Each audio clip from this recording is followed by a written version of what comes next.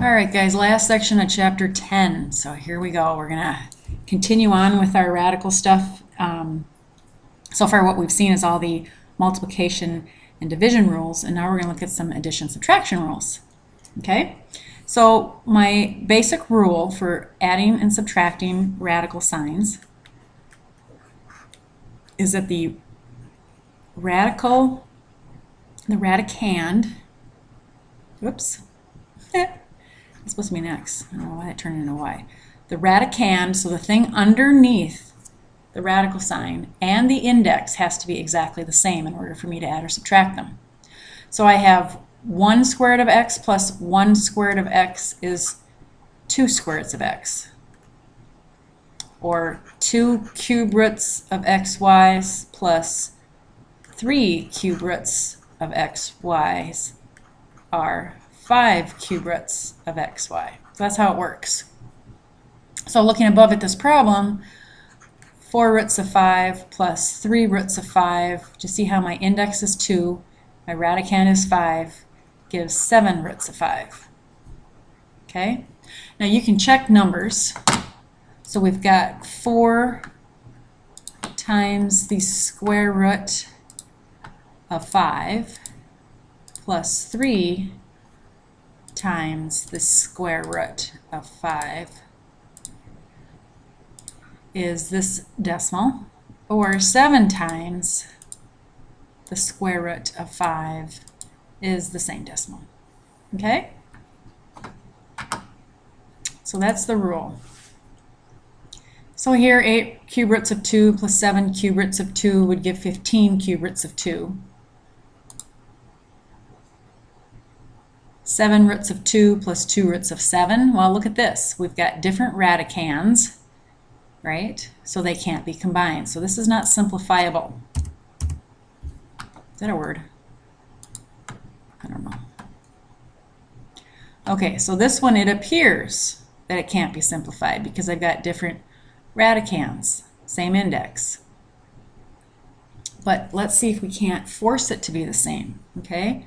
So sometimes we just have to look at it and say, well, what can we do to mess around with it? So we're going back to everything that we learned about radicals before. So I'm just going to work with this one. That 2, the cube root of 2 is not, you can't do anything with it. But I'm going to go back to my list of perfect cubes.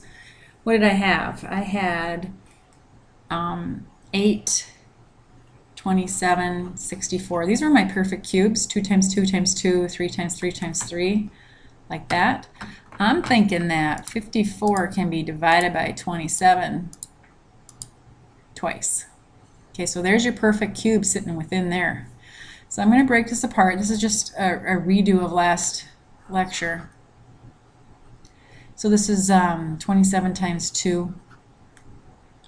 Then I can split 27,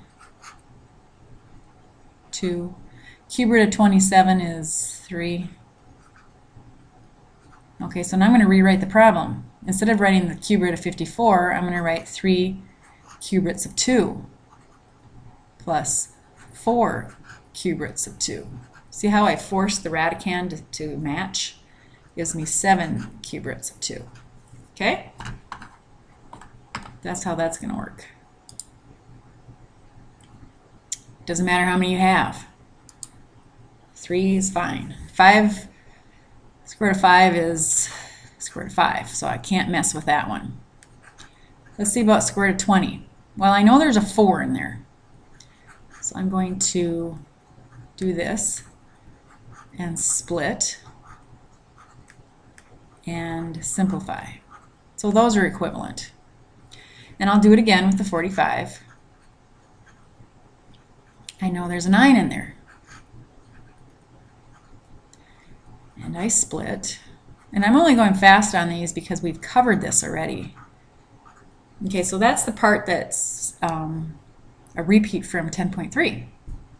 So now I can rewrite my equation as 1 root of 5 plus 2 roots of 5, that was my square root of 20, plus 3 roots of 5. If you need to, put the 1 in front of there. So 1 plus 2 plus 3 gives me 6 roots of 5. Okay?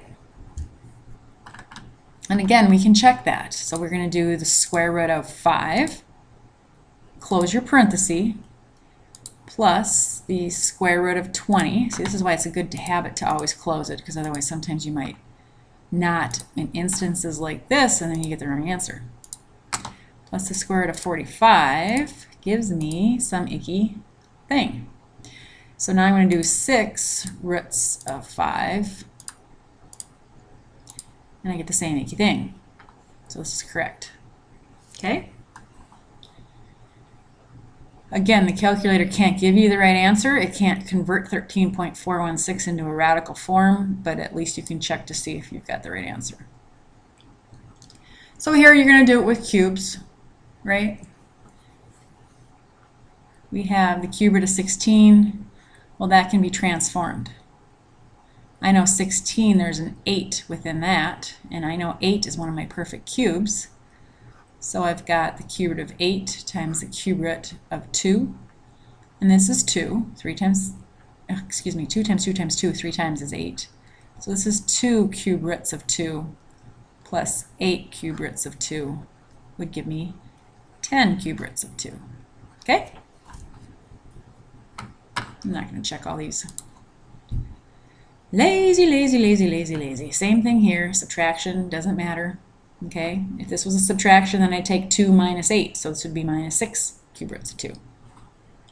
So that's the same. Okay, so let's do some with variables. Has anything changed? Well, not really. Let's see what we got here. 36y cubed. Well, I know that 36 is a perfect square, so I don't have to mess with that. Y cubed is not. Remember, there's a 2 here, and 3 is not divisible by 2. So I'm going to split that into a y squared times a y1. Okay? Then I'm going to stack my perfect pieces here and my not perfect piece here. Again, this is 10.3. That's why I'm going fast. This comes out. Square root of 36 is 6. Square root of y squared, remember it's 2 divided by 2 for 1. Okay, I'm going to do the same thing with my second one. Okay, I'm going to take my 4, I'm going to split my y.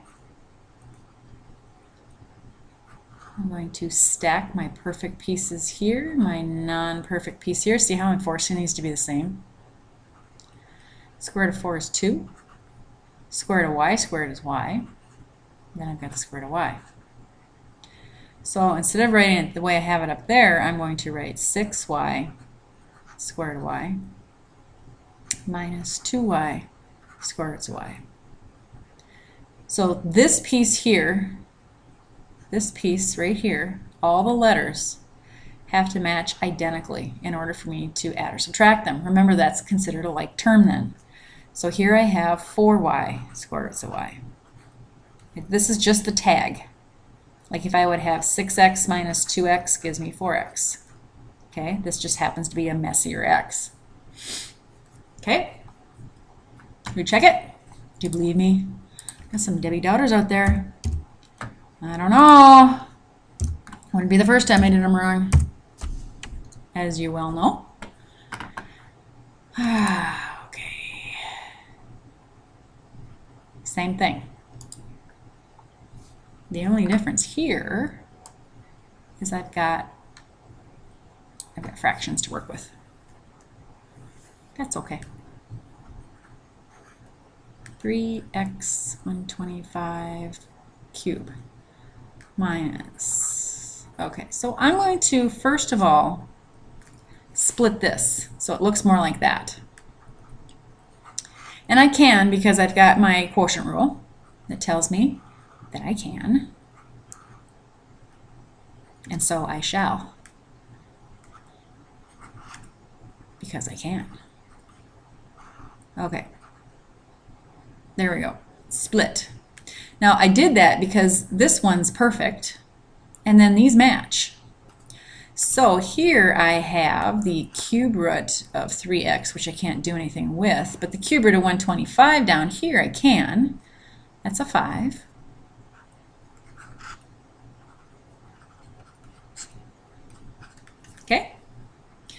So now what I'm going to do is I'm going to choose to rewrite it. This is the same as 1/5 times the cube root of 3x. Really? Yeah, because there's really a 1 here and here. There should be a 6 and a 1 here. Minus 1/6 cube roots of 3x's. Now this piece matches exactly with that piece, so all I'm doing is I'm taking the 1/5 minus the 1/6. So 1/5 minus 1/6 is, wait for it, a 30th. So I can write that as 1/30 times the cube root of 3x, or I can stack and say it's that, because that's what 1/30 is. I'm just pulling that one out. So let's see if it likes it. I have no idea if it's going to like it or not. I didn't check this. I didn't check this type, so let's just try it. 3x over 30. Yeah. She liked it. All right. You can check that one. I'm not sure if it'll like that form. Usually, if you can squish it into one fraction, it wants you to. That's kind of the general rule, although it's not, you know, for sure. For sure. So the only difference with this one is that we have some things in front of it when we pull things out, so I think I better do this one. Yes, indeed. So I'm going to start to force those radicands to be the same. All right, I'm going to go back to my list of I can't talk today. My list of perfect fifths. And I'm thinking that there's a 32 in there, but I don't know. So I'm going to take 324. Remember, 32 was a perfect fifth. No. What's my next one? Oh, they're perfect fourths. I was looking at this number. Perfect fourths. Oh, what about an 81? 324. I'm looking at my list from last lecture. Remember my list that I made? And I'm going down the line. Now the next one up was 256, so obviously 256 can't go in there. It's too big. So I'm going to go to the next biggest one, which was 81. I'm going to see, and indeed 81 times 4 gives me 324. Okay, so I'm going to rewrite this one. Remember, I want the biggest perfect fourth, not fifth. Small. And I've got 81 times 4. Okay? And this 5 is just going along for the ride. It's 5 times whatever the radical is. So now I'm going to split. Now I have 3 things multiplied, right? So this piece of it right here is 81 was a perfect, what was that? A perfect 3. 3 times 3 times 3 times 3 was 81, right? Is that correct? 3 to the 4th? It's got to be right. 3 to the 4th. I'm looking at my thing upside down. Okay, so 3 to the 4th is 81, so that's a perfect number.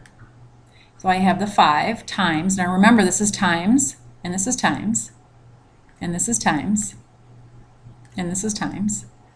So when I pull something out of there that's perfect, right, like the 3 that's perfect in there, I multiply it. And then this stays inside. So this is, I can multiply those two. This is 15.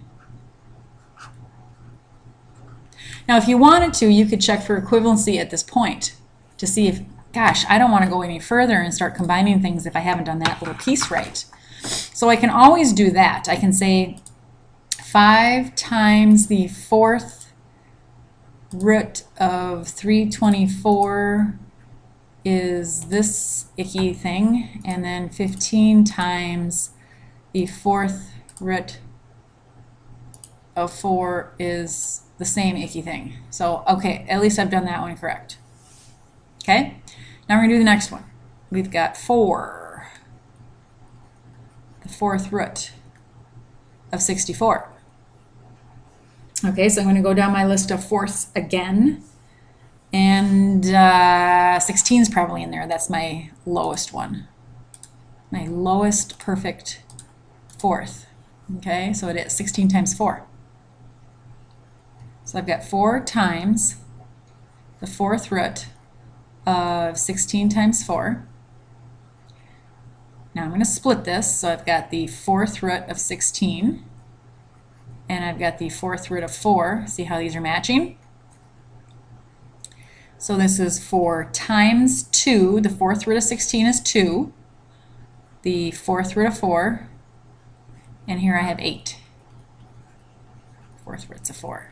See how I'm forcing these to be the same? And then this one, there's nothing you can do, and it matches. So now I have 15 fourth root of 4s minus, because this was a negative up in here, so that one stays a negative, that's a negative 8. Okay? 8 fourth roots of 4 plus 2 fourth roots of 4. Now since all of these back pieces match identically, we can just go straight across. 15 minus 8 gives 7, plus 2 is 9. So I have 9 excuse me, fourth roots of 4. Check. Now I could go back and do the original, get a decimal, do this, get a decimal, and see. Try to keep this. We only have 22 points here, and we're already going to be halfway done.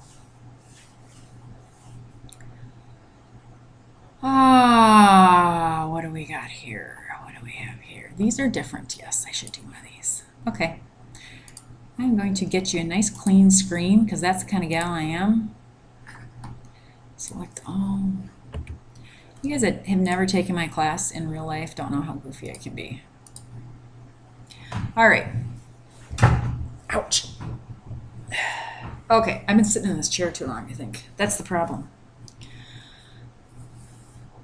All right, so we have, let's see what we can do with this thing, okay?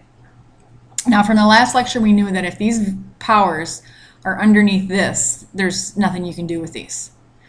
But this is a perfect cube, okay? So I can split this into,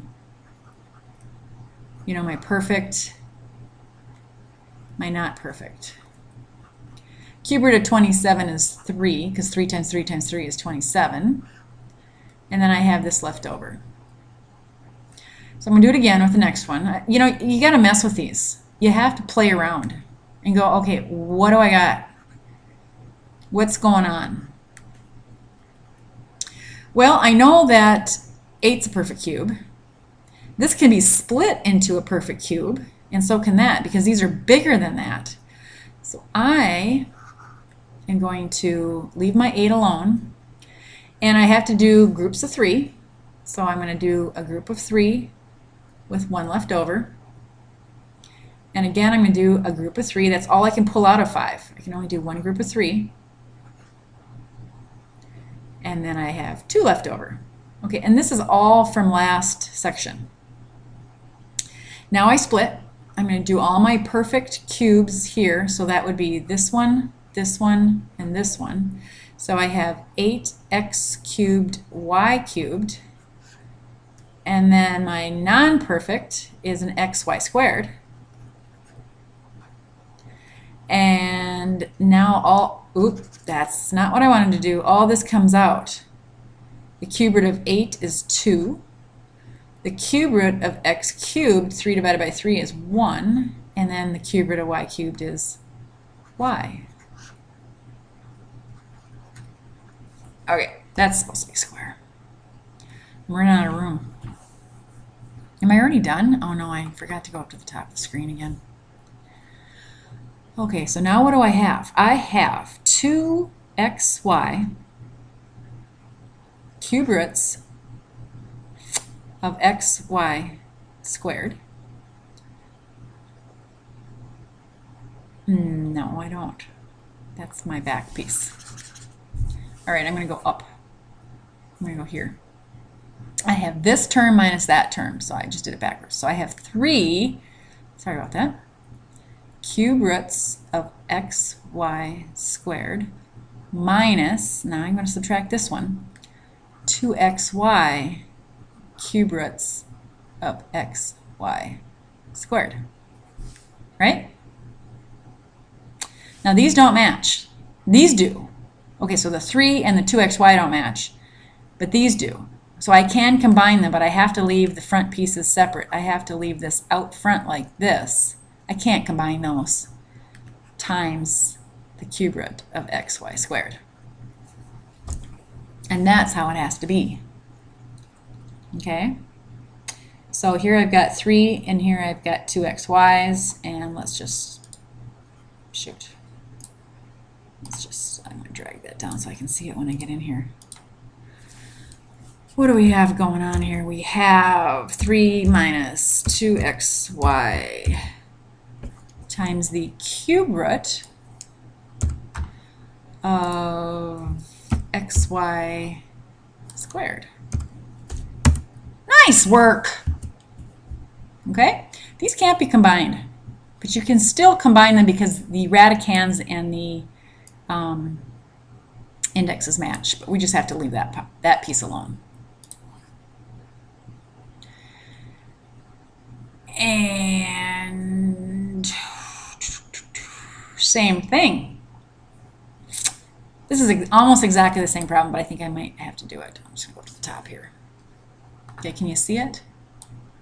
It's right here. It's kind of cut off up there, but it's right here. Okay, so I've got the 6 times the cube root of n to the 4th over 216. I got to mess with that. So I'm going to split it first. 6 times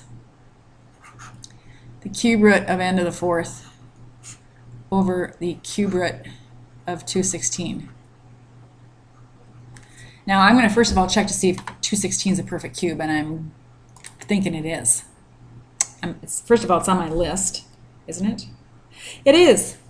But I can also check through here to see if it's a perfect cube. And if it's not, I'm in trouble, but it is. It's 6. Okay, so what I'm going to do first of all is just pull that out. So I've got 6 over 6. Okay, this piece of it's 6. And then I've got cube roots of n to the 4th. So this is gone. And this is bigger than that, so I have to keep going. So I will split that into 3 and 1. Okay, I need groups of 3. And then I can split that into its perfect component and its not perfect component. And this is n. 3 divided by 3 is n. So this is n cube roots of n. So that's this thing reduced. So now I have n cube roots of n minus 4 cube roots of n. And again, my indexes and my radicands match, but these pieces don't. So I've got n minus 4, that's my outside, n minus 4 cube roots of n. And that's your final. Okay? So yeah, there's a lot of rink-a-dinking around with these things, and you might have to play around with them and kind of get the feel for them, because they're not hard, but they're time-consuming. Okay, so now we're going to look at multiplication and addition at the same time, addition and subtraction. So we know that if we had, a plus b times, r plus s, we would FOIL, correct? First term, outside, inside, last. Okay, that happens when you have a binomial. That means 2 terms times 2 terms. Then we FOIL. Okay, we can do the same thing whether they're just solid letters, solid numbers, or radicals. So here we have the square root of z minus, I better put a line through that, 3 times the square root of z minus 8. All right, well, let's FOIL. First terms. I've got, and I'm going to write this all out. You take shortcuts where you need to. Square root of z times the square root of z. Outside, minus 8 square roots of z. Inside, minus 3 square roots of z. Last, Negative 3 times negative 8 is a positive 24. Now these can be combined because they have the same index, right? So this is like a z times a z, which is like a z squared, which is like a z, right? So this term in here is a z. So now I have z, and these are alike. Negative 8 square roots of z minus 3 square roots of z is negative 11 square roots of z plus 24. Now these are all different. And remember, with addition subtraction, we've got to be really, really careful. Okay? So we have z minus 11 roots of z. You have to arrow over to get out from underneath your radical, otherwise you're going to keep typing within that. Okay? Because if you don't arrow over at this point, this line here is just going to continue on over the top of it, and it'll be wrong. So you've got to arrow out of that. So there's a bunch of these, and honestly, there's nothing different. This is, again, it's a foiling thing. Okay, same thing that you did here. I'm not going to do every one of these. Same thing. Okay, this time you just have 4 roots of a times 4 roots of a. You would have 16 roots of square root of a square root of a. Should I do this one? Yeah, maybe I should. Every time I worry. Such a worry wart.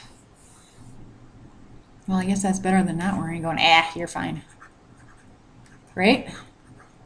Then you go, no, actually, we're not fine. You have to let me know if you're not fine. All right. First, we've got 4 times 4. Then we've got the square root of a times the square root of a is the square root of a squared.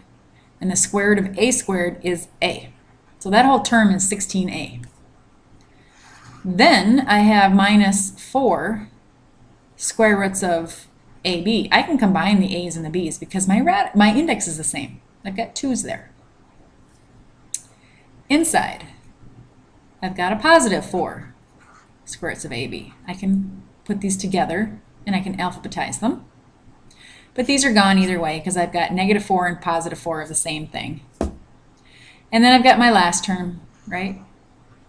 Square root of b times a negative square root of b is a negative, well, let's just write this down.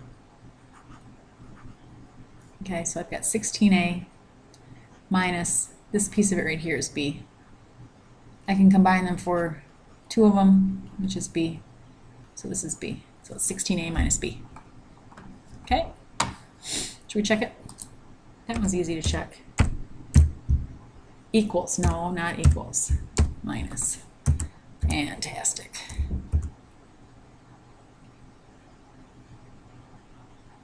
Come on. There you go. Okay, moving on to a completely different concept. And this is going to be to the end here. We've got 22 of these in various forms. Okay, one rule that we haven't really used yet, and we've actually broken this rule, and you didn't even realize you were breaking the rule, but from now on, since you know how to do the rationalizing the denominator, you can't break it anymore because you know better. So one of the rules with radicals says that you can't leave an answer with a radical sign in the denominator. Why? Who knows? We just can't. Some mathematician along the way decided that was not right for whatever reason, and so now we have to mess with it. This is the one rule that I don't get. I understand all the rest, but this one I just go, well, why not? But somebody along the way decided it was wrong. So we get rid of the radical in the denominator by rationalizing it, okay? And really what we want to do is we want to turn that square root of 11, which is not perfect, into a perfect square. Well, my index here is 2. And I'm going to say that because it's going to change into 3. So I want 2 groups of 11, right? Well, I only have 1. So I want to multiply by another one. Okay? Because now I have 2 groups of 11. I'm just going to do the bottom here for a second. Okay? Now these have the same index, so I can do this. Do you see what I'm doing? 11. I've got 2 of them. And so the bottom becomes 121, 11 times 11, and the square root of 11, or 121 is 11. So what I'm trying to do is I'm trying to take this radical sign off of it, okay? And I did. But I've altered this equation. So if at this point, I go all the way back here, at this point, I also have to multiply the top by the square root of 11, okay? Because the square root of 11 divided by the square root of 11 is 1, and I can multiply anything times 1 and not change it. So this becomes the square root of 11, 1 times the square root of 11. I'm just going to drag this over and drag this over. So do you see what we did was we forced this denominator to be perfect when it's not, and we made the radical sign jump up to the top, and there is no rule that says you can't have it in the top. So let's check for equivalency. We're going to do a bunch of these, so if that went a little fast, we can slow down. Okay. So 1 divided by the square root of 11 is equidecimal. Then we have the square root of 11 closed divided by 11 should be same equidecimal, and it is. Okay. So my rules are I can't leave a perfect power underneath there. Like this one's a square, so I can't leave a perfect square underneath there, and there's no square within an 11. I can't have a radical in my denominator, which I got rid of, right? And my outside fraction, the things that are outside of the radical sign have to be reduced all the way, and I have a 1 up here, so that's reduced. So let's try it again.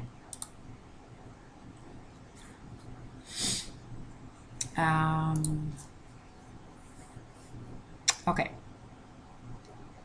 The square root of s over 32. First thing I'm going to do is I'm going to split it. Boy, I hate that. I hate that s. It looks like a 5. I have to keep reminding myself that that's not a 5. So, okay. So I have, my product rule says this. Now I can't have a radical in the denominator. So I'm going to multiply. I got to have 2 groups of 32s. Okay? Now I have 2 of them. But I have to do the same on the top. So again, this is just a special form of 1. I can multiply by 1 anytime I want to. But my 1 can be anything divided by itself. All right. So now I'm going to use my product rule to bring these together. So I've got, what do I have? I have 5 times 32.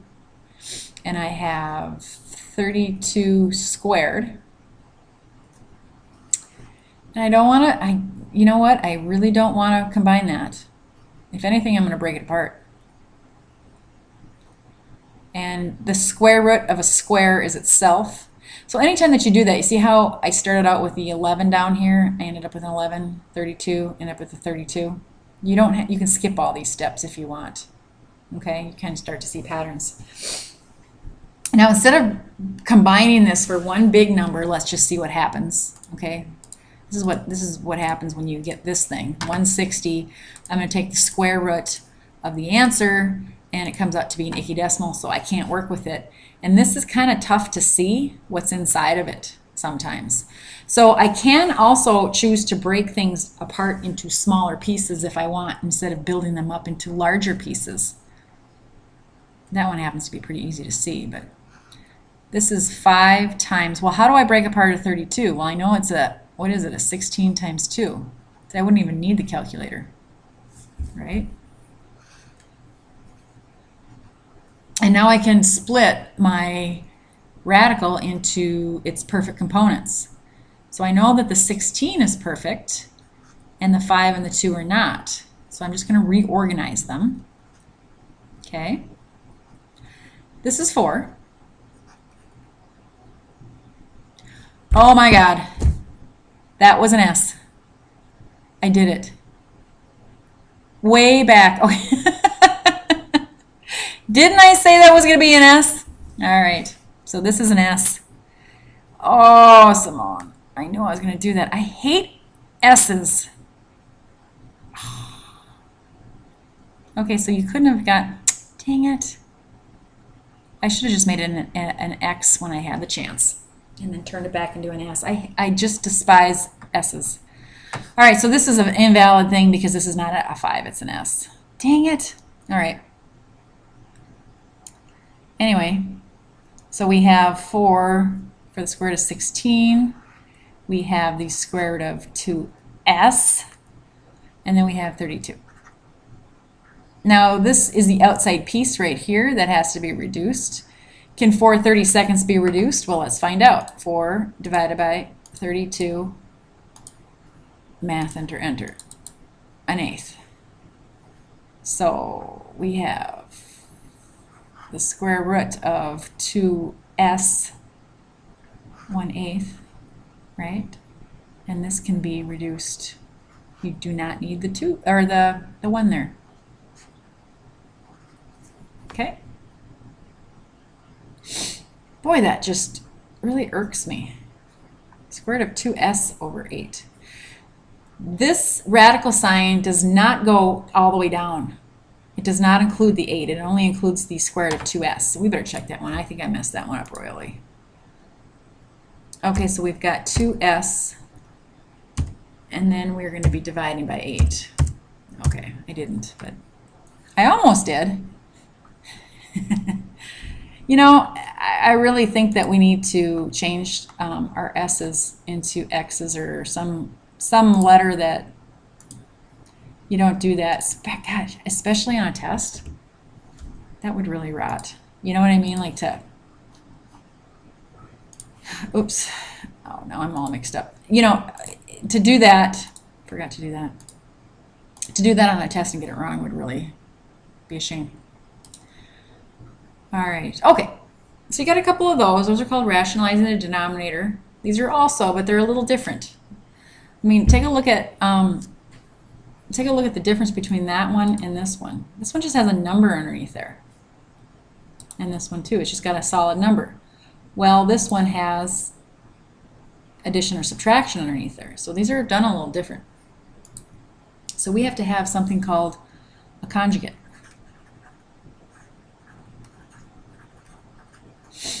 Okay, so conjugates work with binomials.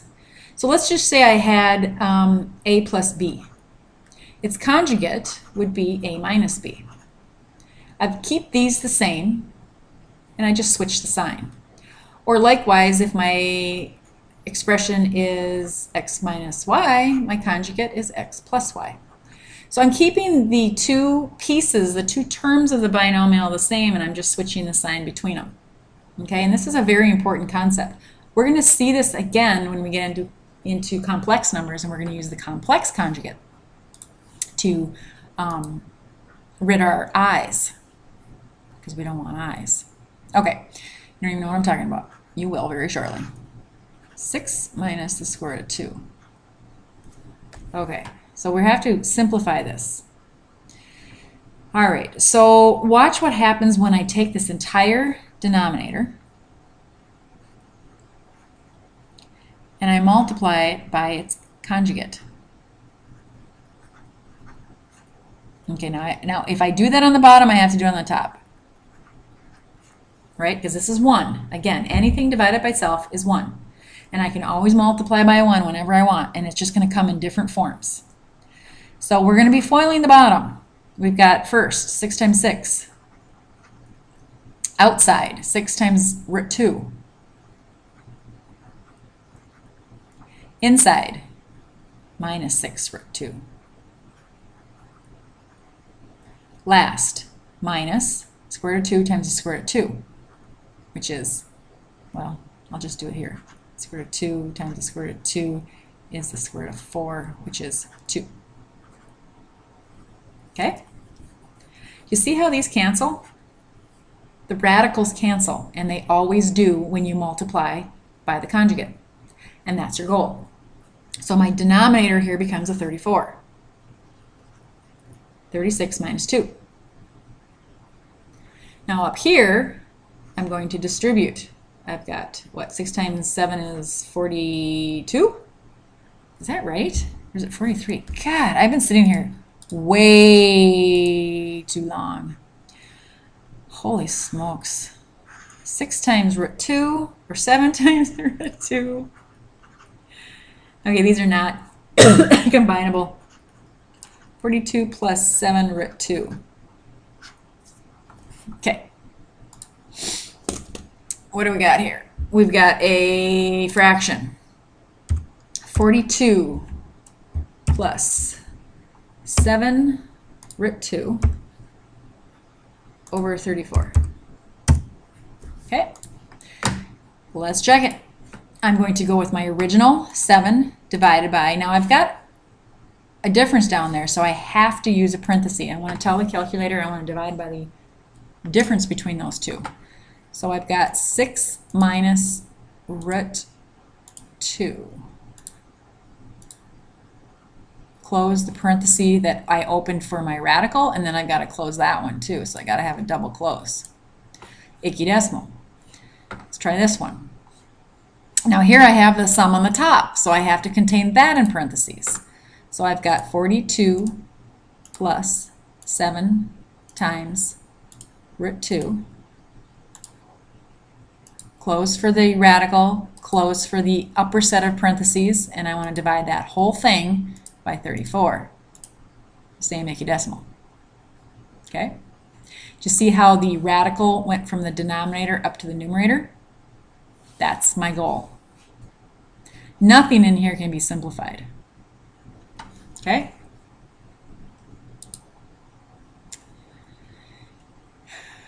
Same thing, but I think I have to do this one. All right, we have, what do we have? What do we have? We have the square root of 69 minus 8 over the square root of 69 plus 8. Okay. Again, I want to rid this. So I'm going to multiply by the conjugate, square root of 69 minus 8. Just see how they're exactly the same, different sign. Top and bottom have to have the same thing done to them, otherwise it's not 1. All right, we have to FOIL and FOIL. Okay, square root of 69 times the square root of 69. Here's my first, is 69. Then I've got 8 roots of 69, that's negative. Inside is another negative 8 roots of 69. Do you see how they're not going to drop that time because these are not conjugates of each other? Then I've got a negative 8 times a negative 8 for a positive 64. FOIL down here. Square root of 69 times the square root of 69 is 69.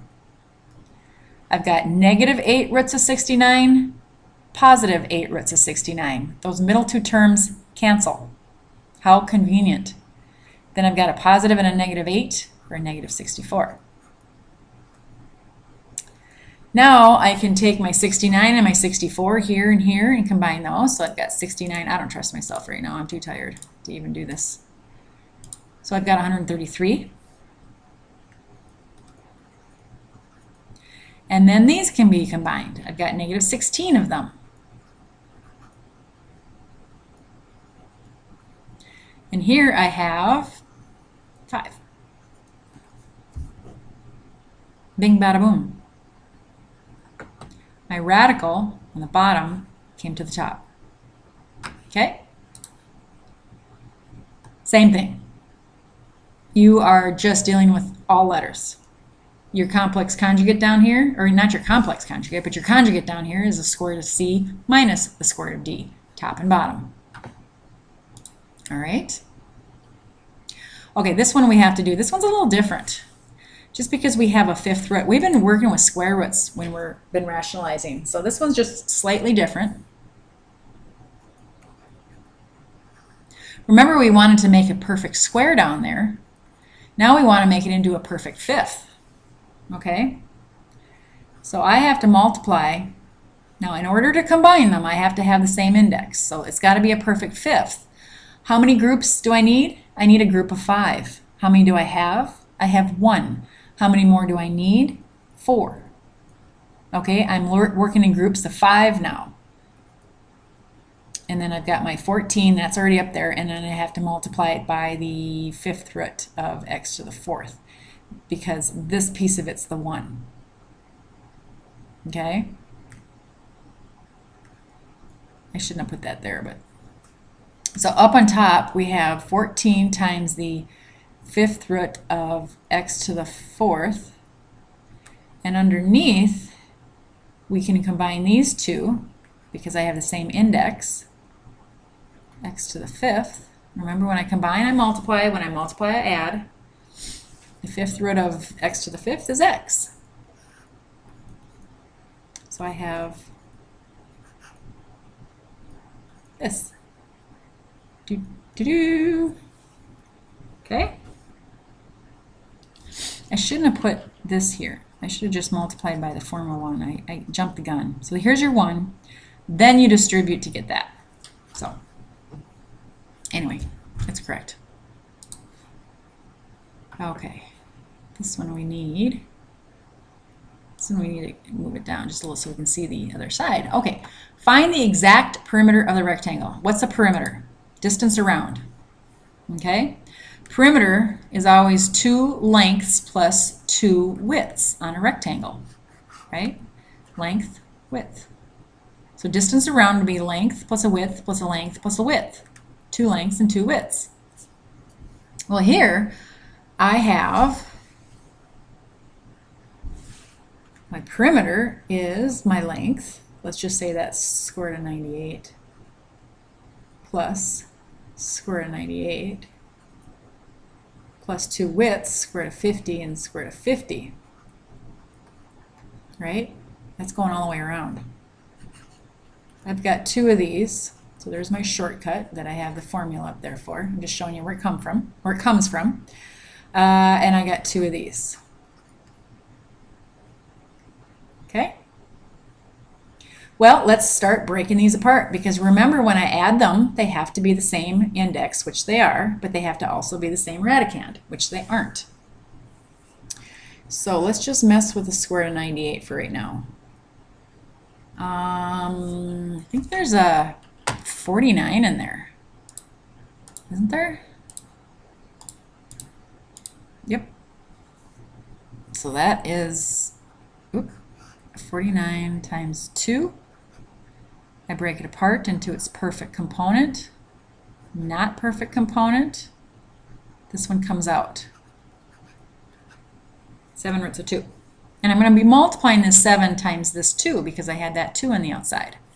So this becomes 14 roots of 2 because I have 2 times 7 times square root of 2. I'm going to do it again for 50. All right, I know that's got a 25 in it. That one's easy to see. Remember, I'm trying to force these to be the same. So I would separate and take that out.